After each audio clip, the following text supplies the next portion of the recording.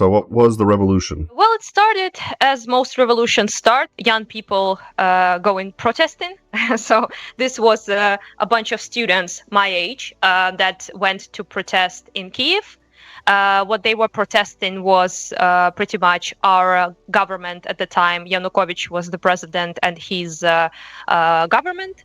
They pretty much decided to go against the will of the majority of the people, 60-something%, and especially younger people who wanted to take course towards European Union. We wanted to be a part of European Union, and we have been doing quite a lot of moves, integrate ourselves in this Western type of world, let's call it like that, which he then in his government pretty much entirely changed that course without actually, any participation of the people in it, and decided, no, screw that, we're going to remain with Russia and politically ally ourselves with them further, which people were displeased with.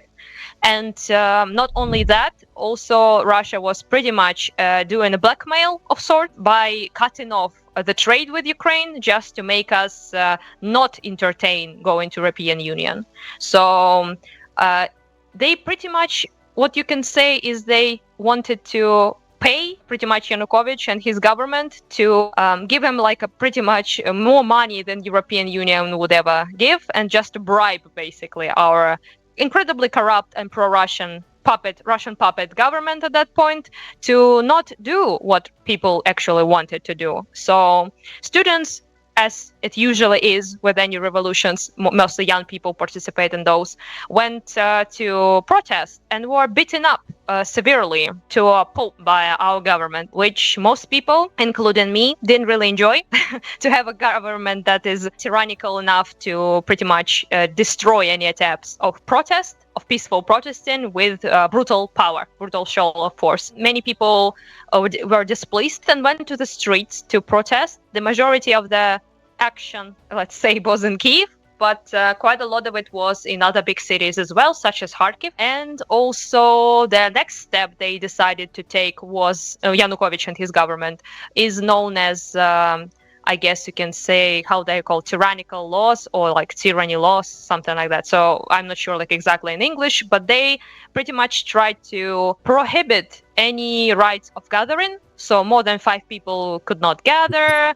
There could not be they will be heavily prosecuted for like illegal gatherings. But that law was making pretty much any type of protest illegal. So you would get prison time, pretty severe, like decade of prison time for protesting.